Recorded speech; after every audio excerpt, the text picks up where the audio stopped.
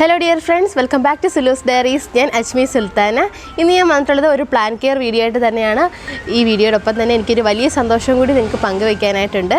എന്താണെന്ന് വെച്ചാൽ നമ്മുടെ ഈ ഒരു ചാനൽ നമ്മുടെ ഫാമിലിയിൽ നിന്ന് തന്നെ പറയാം. ഈ ഒരു ഫാമിലിയിൽ 10,000 സബ്സ്ക്രൈബേഴ്സ് കഴിഞ്ഞിരിക്കുകയാണ്. അതിന്റെ ഒരു വലിയ സന്തോഷമുണ്ട്. അപ്പോൾ എന്നെ സബ്സ്ക്രൈബ് ചെയ്ത് സപ്പോർട്ട് ചെയ്ത എല്ലാവർക്കും ഒരുപാട് നന്ദിയുണ്ട്. ഇനിയും നിങ്ങളുടെ സ്നേഹവും സപ്പോർട്ടും ഒക്കെ എനിക്ക് ആവശ്യമായിട്ടുണ്ട്. എങ്കിൽ മാത്രമേ നമുക്ക് ഇനിയും മുമ്പോട്ട് പോകാനായിട്ട് കഴിയത്തുള്ളൂ. അപ്പോൾ ഒരുപാട് നന്ദി. ഇതോടൊപ്പം മറ്റൊരു കാര്യം കൂടി പറയാനായിട്ടുണ്ട്. എന്താണെന്ന് വെച്ചാൽ നമ്മുടെ കമൻസിൽ വന്നിട്ട് ഒരുപാട് പേര് ചോദിക്കാറുണ്ട് സെയിലുണ്ടോ എന്നുള്ളത്. ശരിക്കും ഇത്രയും നാൾ എനിക്ക് സെയിലൊന്നും ഉണ്ടായിരുന്നില്ല. അപ്പോൾ എല്ലാവരുടെയും ഒരു മോട്ടിവേഷനൊക്കെ കൊണ്ട് ഞാൻ സെയിൽ സ്റ്റാർട്ട് ചെയ്യാനായിട്ട് തീരുമാനിച്ചിരിക്കുകയാണ്. അപ്പോൾ നമ്മൾ ഓൺലൈൻ സെയിലാണ് ഉദ്ദേശിക്കുന്നത്. അങ്ങനെ ഒരുപാട് ഒരു കളക്ഷനോ അങ്ങനെയൊന്നുമില്ല. നമ്മുടെ കയ്യിലുള്ള പ്ലാന്റ്സ് അവൈലബിൾ ആയിട്ടുള്ള പ്ലാന്റ്സ് ഒക്കെ നമ്മൾ സെയിൽ ചെയ്യും. അപ്പോൾ സെയിലിനായിട്ടുള്ള പ്ലാന്റ്സിൻ്റെ ഡീറ്റെയിൽസ് ഞാൻ ഇൻസ്റ്റഗ്രാം പേജിലും അതുപോലെ ഫേസ്ബുക്ക് പേജിലും നിങ്ങൾക്കായിട്ട് ഷെയർ ചെയ്യും. അപ്പോൾ ആവശ്യമുള്ളവർക്ക് എന്നെ കോൺടാക്റ്റ് ചെയ്യും, ഡയറക്റ്റ് മെസ്സേജ് ചെയ്യാവുന്നതാണ്. അപ്പോൾ സെയിലിനായിട്ടുള്ള പ്ലാന്റ്സ് ഓർക്കിഡ്സും ഇൻഡോർ പ്ലാന്റ്സും ഒക്കെ ആയിരിക്കും. അപ്പോൾ ആ പ്ലാന്റ്സിൻ്റെയൊക്കെ ഡീറ്റെയിൽസ് ഞാൻ ഇൻസ്റ്റഗ്രാം പേജിലും ഫേസ്ബുക്ക് പേജിലും ആയിരിക്കും ഷെയർ ചെയ്യുന്നത്. അപ്പോൾ അത് നിങ്ങൾക്ക് ഇഷ്ടപ്പെടുകയാണെന്നുണ്ടെങ്കിൽ എന്നെ ഡയറക്റ്റ് മെസ്സേജ് ചെയ്യാവുന്നതാണ്. അപ്പോൾ അതിൻ്റെ ലിങ്ക് ഞാൻ ഡിസ്ക്രിപ്ഷൻ ബോക്സിൽ കൊടുക്കാം. ഇതോടൊപ്പം തന്നെ ഇൻസ്റ്റഗ്രാം പേജും ഫേസ്ബുക്ക് പേജും ഒന്നും ഇല്ലാത്തവർക്കായിട്ട് നമുക്ക് വാട്സപ്പ് നമ്പറുണ്ട്. അത് ഈ വീഡിയോയുടെ സൈഡിലായിട്ട് ഞാൻ കൊടുക്കുന്നുണ്ട്. അപ്പോൾ അതിൽ എന്നെ കോൺടാക്റ്റ് ചെയ്ത് കഴിഞ്ഞാൽ അതിൽ അവൈലബിൾ ആയിട്ടുള്ള പ്ലാന്റ്സിൻ്റെ ഫോട്ടോസ് ഞാൻ നിങ്ങൾക്ക് അയച്ചു തരും. അപ്പോൾ ഇഷ്ടമാവുകയാണെങ്കിൽ തീർച്ചയായിട്ടും ഞാനത് കൊറിയർ ചെയ്ത് തരുന്നതായിരിക്കും. അപ്പോൾ ആ ഒരു രീതിയിലാണ് നമ്മൾ സെയിൽ ചെയ്യാനായിട്ട് ഉദ്ദേശിക്കുന്നത്. അപ്പോൾ ഏതെങ്കിലും DDRCയോ സ്പീഡ് പോസ്റ്റോ ഒക്കെ വഴിയായിരിക്കും നമ്മൾ പ്ലാന്റ് സെയിൽ ചെയ്യുന്നത്. അപ്പോൾ അവൈലബിൾ ആയിട്ടുള്ള പ്ലാന്റ്സ് എല്ലാം ഇൻസ്റ്റഗ്രാം പേജിലും ഫേസ്ബുക്ക് പേജിലും കൊടുക്കുന്നതായിരിക്കും. അപ്പോൾ ഇൻസ്റ്റഗ്രാം പേജും ഫേസ്ബുക്ക് പേജും ഒന്ന് ഫോളോ ചെയ്ത് കഴിഞ്ഞാൽ നമ്മുടെ പ്ലാനിൻ്റെ എല്ലാ ഡീറ്റെയിൽസും അറിയാനായിട്ട് കഴിയും. അതുപോലെ ഞാൻ വീഡിയോസ് ഇടുന്നതിൻ്റെ ഡീറ്റെയിൽസൊക്കെ ഞാൻ ഇൻസ്റ്റഗ്രാം പേജിലൊക്കെ ഷെയർ ചെയ്യാറായിട്ടുണ്ട്. അപ്പോൾ ഇതൊക്കെയാണ് നമ്മുടെ സെയിലിനെ പറ്റി പറയാനായിട്ടുള്ളത്. അപ്പോൾ ഓർക്കിഡ്സ് ഒക്കെ ആവശ്യമുള്ളവർ എന്നെ കോൺടാക്റ്റ് ചെയ്യാം. ഇപ്പോൾ കുറച്ച് പേർക്കൊക്കെ എൻ്റെ നമ്പർ അറിയാം. അപ്പോൾ അവരൊക്കെ എന്നെ കോൺടാക്റ്റ് ചെയ്തിട്ടുണ്ട്. പക്ഷേ ഞാൻ അധികം റിപ്ലൈ ചെയ്തിട്ടുണ്ടായിരുന്നില്ല. അപ്പോൾ എനിക്ക് പനി ആയിരുന്നതുകൊണ്ടാണ് ഞാൻ അധികം അങ്ങനെ റിപ്ലൈ ചെയ്യാതിരുന്നത്. അപ്പോൾ ഇനി തുടർന്നുള്ള ദിവസങ്ങളിൽ നമ്മുടെ സെയിൽ കറക്റ്റായിട്ട് പോകുന്നതായിരിക്കും. അപ്പോൾ ഞാൻ ഫോട്ടോസൊക്കെ നിങ്ങൾക്കായിട്ട് ഷെയർ ചെയ്യും. അപ്പോൾ ഇതാണ് സെയിലിനെ പറ്റി പറയാനുള്ളത്. അപ്പോൾ ഇന്നത്തെ വീഡിയോ എന്ന് പറയുന്നത് അഗ്ലോണിമയുടെ കുറച്ച് കളക്ഷൻസും അതിൻ്റെ കെയറും പ്രൊപ്പഗേഷനും ഒക്കെയാണ് നിങ്ങൾക്കായിട്ട് കാണിച്ചു തരാൻ പോകുന്നത്.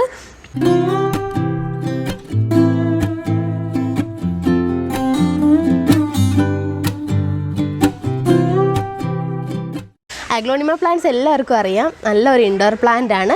ഇതിൻ്റെ ഒരു പ്രത്യേകത എന്ന് പറയുന്നത് ലീഫ് തന്നെയാണ്. ഇതിൻ്റെ ലീഫുകളിലുള്ള പല ഷെയ്ഡുകളാണ് ഈ ഒരു പ്ലാന്റിനെ ഒരുപാട് ഭംഗിയാക്കുന്നത്.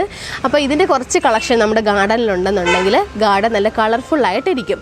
അപ്പോൾ അഗ്ലോണിമ എന്ന് പറയുന്നത് ചൈനീസ് എവർഗ്രീൻ എന്ന് അറിയപ്പെടാറുണ്ട്.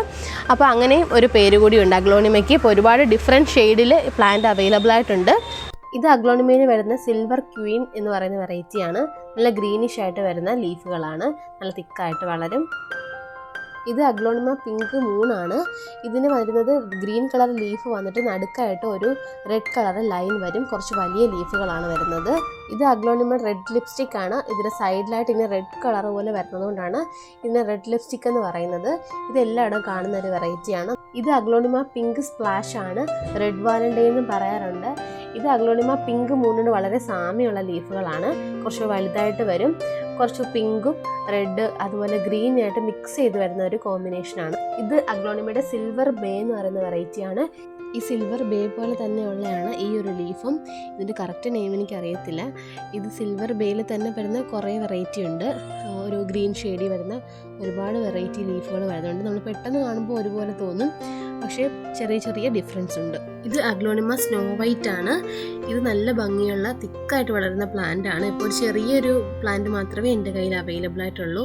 അപ്പോൾ സാധാരണ വെറൈറ്റിക്കൊക്കെ ആണെങ്കിൽ 200 ആണ് സ്റ്റാർട്ടിങ് റേറ്റ് വരുന്നത്. നല്ല റെയർ വെറൈറ്റി ആണെന്നുണ്ടെങ്കിൽ 500 to 1000 വരെ റേറ്റ് ഉണ്ട്. അപ്പോൾ സിമ്പിളായിട്ടുള്ള കെയറൊക്കെ മതി ഇതിനെ വളർത്താനായിട്ട്. അപ്പോൾ ഈ അഗ്ലോണിമ പ്ലാന്റ്സ് എന്ന് പറയുന്നത് ഒരു ഇലച്ചെടിയാണ്. അതോടൊപ്പം തന്നെ ഒരു ഫ്ലവറിങ് പ്ലാന്റ് കൂടിയാണ്. ഇലയാണ് കൂടുതൽ അതിൽ അട്രാക്റ്റീവ് ആയിട്ടുള്ളത്. അപ്പോൾ ഫ്ലവറിന് അത്ര അട്രാക്ഷൻ ഇല്ല. ചെറിയ വൈറ്റ് കളറിലുള്ള ഫ്ലവേഴ്സാണ് ഉണ്ടാവാറുള്ളത്. അത് ഞാൻ കാണിച്ചു തരാം. ഇതാണ് ഇതിൻ്റെ ഫ്ലവർ. നമ്മുടെ ആന്തോറിയം പീസ് ലില്ലിയൊക്കെ വരത്തില്ലേ, അതുപോലുള്ള ടൈപ്പ് ഫ്ലവറാണ് വരുന്നത്. ഫ്ലവറിന് വലിയ എടുപ്പൊന്നുമില്ല. ലീഫിന് തന്നെയാണ് എപ്പോഴും നല്ല അട്രാക്ഷൻ ഉള്ളത്. അഗ്ലോണിമയുടെ സൺലൈറ്റിനെ പറ്റി പറയുകയാണെങ്കിൽ ഡയറക്റ്റ് സൺലൈറ്റ് ആവശ്യമില്ലാത്തൊരു പ്ലാന്റ് ആണ്. ഡയറക്റ്റ് സൺലൈറ്റ് അടിച്ചു കഴിഞ്ഞാൽ ലീഫുകളിൽ സൺബേൺ ഉണ്ടാവും, പെട്ടെന്ന് ചെടി വാടിയിട്ട് കരിഞ്ഞു പോകും. അപ്പോൾ ഡയറക്റ്റ് സൺലൈറ്റ് വേണ്ട. അതോടൊപ്പം തന്നെ ഇത് ബ്രൈറ്റ് ലൈറ്റ് ഇല്ലെന്നുണ്ടെങ്കിൽ ഇതിൻ്റെ ലീഫുകളുടെ കളർ മങ്ങിപ്പോവും. അപ്പോൾ നല്ല ബ്രൈറ്റ് ആയിട്ടുള്ള ലൈറ്റ് ഇതിന് വേണം, എങ്കിൽ മാത്രമേ ഈ പ്ലാന്റ് നല്ല രീതിയിൽ ഹെൽത്തി ആയിട്ട് വളരത്തുള്ളൂ. അപ്പോൾ ഡയറക്റ്റ് സൺലൈറ്റ് അടിക്കാത്ത ഭാഗത്തൊക്കെ നമുക്ക് ഔട്ട്ഡോർ വെക്കാം. ഇൻഡോറിൽ വെക്കുവാണെങ്കിൽ അത്യാവശ്യം ബ്രൈറ്റ് ആയിട്ടുള്ള ലൈറ്റ് ഉള്ള സ്ഥലത്ത് വെക്കാം. ജനലിൻ്റെ സൈഡിലൊക്കെ വെക്കുവാണ്, അല്ലെങ്കിൽ കോർട്ട്യാർഡിലൊക്കെ വെക്കുവാണെന്നുണ്ടെങ്കിൽ നല്ല രീതിയിൽ വളരുന്ന പ്ലാന്റാണ്. നമ്മൾ സാധാരണയായിട്ട് ഇൻഡോറിൽ പ്ലാന്റ് വയ്ക്കുമ്പോൾ ഇതുപോലെ പെബിൾസ് ഒക്കെ വെച്ച് കൊടുക്കാറുണ്ട്. അപ്പോൾ ഇങ്ങനെ കല്ലുകളൊക്കെ വെച്ച് കൊടുക്കുമ്പോൾ ഒരുപാട് തിക്കി വെച്ച് കൊടുക്കരുത്. അങ്ങനെ വെച്ച് കൊടുത്തു കഴിഞ്ഞാൽ നമുക്ക് ആ പുതിയ കിളിർപ്പ് വരാനുള്ള ചാൻസ് കുറയും. അതുകൊണ്ട് ഇങ്ങനെയുള്ള സ്റ്റോണുകൾ വെച്ച് കൊടുക്കാതിരിക്കുന്നതാണ് ഏറ്റവും നല്ലത്. നേരത്തെ ഞാൻ ഇതുപോലെ വെച്ചിട്ടുണ്ടായിരുന്നൊരു പോട്ടായത്, അതുകൊണ്ട് തന്നെ ഇതിനകത്ത് കുറച്ച് തൈകൾ മാത്രമേ വന്നിട്ടുള്ളൂ. അപ്പോൾ ഇങ്ങനെ വെക്കാത്ത പോട്ടുകളിൽ ഒരുപാട് തൈകൾ പൊട്ടിമുളച്ചിട്ടുണ്ട്. അതുകൊണ്ട് നമ്മൾ മാക്സിമം ഇതുപോലുള്ള പെബിൾസ് അവോയ്ഡ് ചെയ്യുന്നതായിരിക്കും നല്ലത്. പെബിൾസ് വെക്കണമെന്നുണ്ടെങ്കിൽ നമ്മൾ ഒരു ലെയർ മാത്രമേ വെക്കാവുള്ളൂ. പെബിൾസ് ഒരുപാടായി കഴിഞ്ഞാൽ എയറേഷൻ ഒന്നും ഉണ്ടാവാതെ പ്ലാന്റ് പെട്ടെന്ന് കേടാവാനും ചാൻസ് കൂടുതലാണ്. അഗ്ലോണിമയുടെ പോട്ടി മിക്സിനെ പറ്റി പറയുവാണെങ്കിൽ നമുക്ക് 40 to 60% കൊക്കോപിറ്റ് യൂസ് ചെയ്യാം. അതോടൊപ്പം ഒരു 30% വെർമി കമ്പോസ്റ്റും 30% മണൽ അല്ലെങ്കിൽ മണ്ണ് യൂസ് ചെയ്യാവുന്നതാണ്. ഇതോടൊപ്പം വേണമെന്നുണ്ടെങ്കിൽ 10% പെർലൈറ്റും 10% എല്ലുപൊടി ഉപയോഗിക്കാം. അപ്പോൾ നിങ്ങളുടെ കയ്യിൽ അവൈലബിൾ ആണെങ്കിൽ ഇത് രണ്ടും ഉപയോഗിക്കാം. ഇല്ലെങ്കിലും ഈ ഒരു രീതിയിലുള്ള പോട്ടി മിക്സ് ആണെങ്കിൽ നല്ല ഹെൽത്തി ആയിട്ട് പ്ലാന്റ് വളരും. അപ്പോൾ ഇതോടൊപ്പം കുറച്ച് കരി കൂടി എടുത്തിട്ടുണ്ട്. കരി ഉണ്ടെങ്കിൽ പെട്ടെന്ന് ഫംഗൽ ഇൻഫെക്ഷൻസ് ഒന്നും പ്ലാന്റിന് ഉണ്ടാവത്തില്ല. അതോടൊപ്പം നമ്മുടെ ഡ്രെയിനേജ് ഹോൾ അടയ്ക്കാനായിട്ടുള്ള കുറച്ച് ഓട് കഷ്ണങ്ങളുമാണ് എടുത്തിട്ടുള്ളത്. അപ്പോൾ ഇതെല്ലാം കൂടി മിക്സ് ചെയ്തിട്ട് നമുക്ക് പോട്ടി മിക്സായിട്ട് ഉപയോഗിക്കാം. ഇപ്പോൾ അഗ്ലോണിമയിൽ പോട്ടി മിക്സ് യൂസ് ചെയ്യുമ്പോൾ നല്ല ലൂസായിട്ടുള്ള പോട്ടി മിക്സ് വേണം യൂസ് ചെയ്യാനായിട്ട്. നമ്മുടെ കൊക്കോപിറ്റും മണലൊക്കെ ചേർക്കുമ്പോൾ നല്ല ലൂസായിട്ടുള്ള പോട്ടി മിക്സാണ് നമുക്ക് കിട്ടുന്നത്.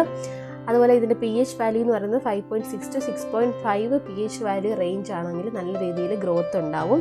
ഇതേ രീതിയിൽ നന്നായിട്ട് വെള്ളം വാർന്നു പോകുന്ന നേരിയ അസിഡിറ്റി ഉള്ള മണ്ണാണെന്നുണ്ടെങ്കിൽ അഗ്ലോണിമ നല്ല രീതിയിൽ വളരും. അപ്പോൾ ഡ്രെയിനേജ് ഹോള് നമ്മളൊരു ഓട് കഷ്ണം വെച്ച് അടച്ചിട്ടുണ്ട്. അതുപോലെ 2 പീസ് കരിയും കൂടി ഇട്ടിട്ടുണ്ട്. ഇനി നമ്മുടെ പോട്ടി മിക്സർ നമ്മുടെ പോട്ടിലേക്ക് നിറച്ചു കൊടുക്കാം. ഇങ്ങനെയുള്ള സോയിലിൽ നമ്മുടെ അഗ്ലോണിമ ഫാസ്റ്റായിട്ട് പ്രൊപ്പഗേറ്റ് ചെയ്തെടുക്കാനായിട്ട് കഴിയും.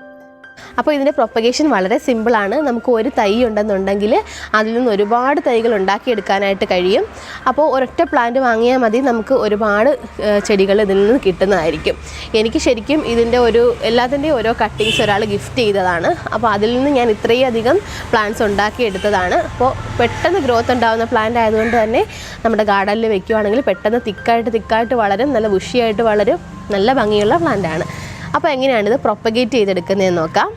ഇതേ രീതിയിൽ അഗ്ലോണിമ പ്ലാന്റ് കുറച്ച് ഹൈറ്റ് വെക്കുന്ന ടൈമിൽ നമുക്കിതിനെ കട്ട് ചെയ്തെടുക്കാവുന്നതാണ്. അപ്പോൾ ഈ കട്ട് ചെയ്യുമ്പോൾ ഓരോ സ്റ്റെമ്മിലും ഇതുപോലെ മുകുളങ്ങൾ ഉണ്ടാവും. അപ്പോൾ ഈ ഓരോ ഭാഗത്തുനിന്ന് ഓരോ പ്ലാന്റുകൾ ഉണ്ടാവാനുള്ള ചാൻസാണ് കാണിക്കുന്നത്. അപ്പോൾ നമുക്ക് ആ ഓരോ ഭാഗങ്ങൾ കട്ട് ചെയ്ത് വെച്ച് കഴിഞ്ഞാൽ ഓരോ പ്ലാന്റായിട്ട് മാറും. ഏകദേശം ഞാൻ ഈ ഒരു വലിപ്പം വെച്ചിട്ട് കട്ട് ചെയ്തിട്ട് എടുക്കുവാണ്. ഇങ്ങനെ കട്ട് ചെയ്ത് വെക്കുവാണെങ്കിൽ ഒരുപാട് തൈകൾ നമുക്ക് ഉണ്ടാക്കാൻ പറ്റും. ഒരു ഒറ്റ പ്ലാന്റ് മതി. ഏകദേശം ഒരു 5-6 തൈ നമുക്ക് ഒറ്റ പ്ലാന്റിൽ നിന്ന് തന്നെ കിട്ടുന്നതാണ്. സ്റ്റെം അത്യാവശ്യം കട്ടിയുണ്ടെന്നുണ്ടെങ്കിൽ നമുക്ക് ആ ഒരു ഭാഗവും കട്ട് ചെയ്തിട്ടെടുക്കാം.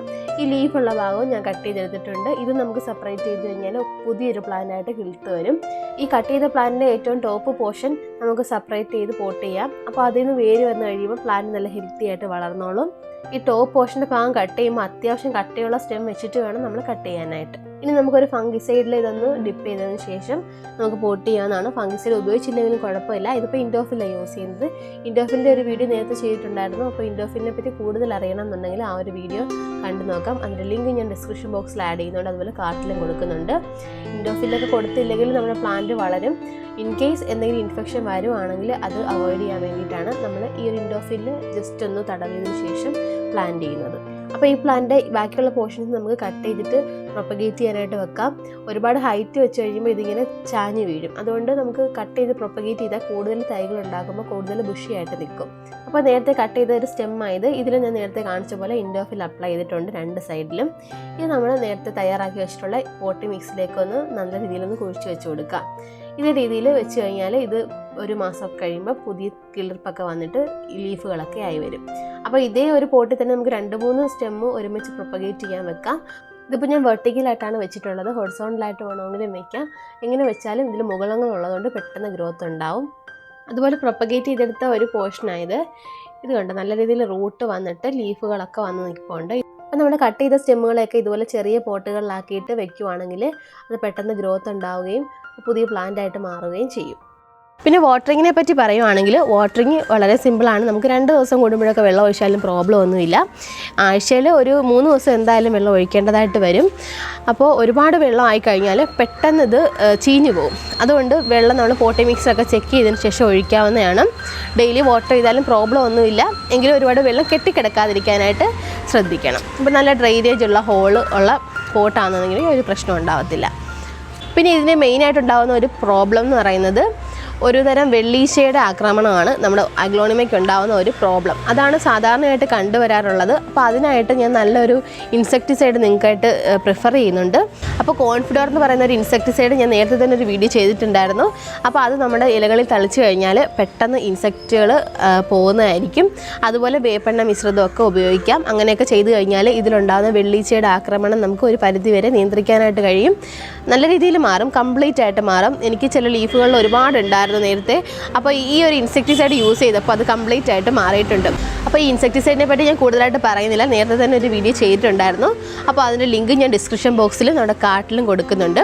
അപ്പോൾ അത് കണ്ടിട്ട് നിങ്ങൾ അഗ്ലോണിമയിലോ അല്ലെങ്കിൽ ഇലച്ചെടികളിലൊക്കെ ഇങ്ങനെയുള്ള പ്രോബ്ലംസ് ഉണ്ടെങ്കിൽ ഈ ഒരു ഇൻസെക്ടിസൈഡ് നിങ്ങൾക്ക് കൊടുക്കാവുന്നതാണ്. അപ്പോൾ ഇത്രയാണ് നമ്മുടെ അഗ്ലോണിമയുടെ കെയറിനെ പറ്റി പറയാനുള്ളത്. അപ്പോൾ നമ്മുടെ സെയിലിൻ്റെ കാര്യം നിങ്ങൾ മറക്കണ്ട. സെയിലിൻ്റെ ഉള്ള എല്ലാ ഡീറ്റെയിൽസും ഇൻസ്റ്റാഗ്രാമിലും ഫേസ്ബുക്ക് പേജിലും ഒക്കെ ഷെയർ ചെയ്യും. അപ്പോൾ അതിൻ്റെ ലിങ്ക് ഡിസ്ക്രിപ്ഷനിൽ കൊടുത്തിട്ടുണ്ട്. അല്ലാത്തവർക്ക് വാട്സപ്പ് നമ്പറിൽ എനിക്ക് കോൺടാക്റ്റ് ചെയ്യാവുന്നതാണ്. അപ്പോൾ ഇത്രയാണ് ഇന്നത്തെ വീഡിയോ.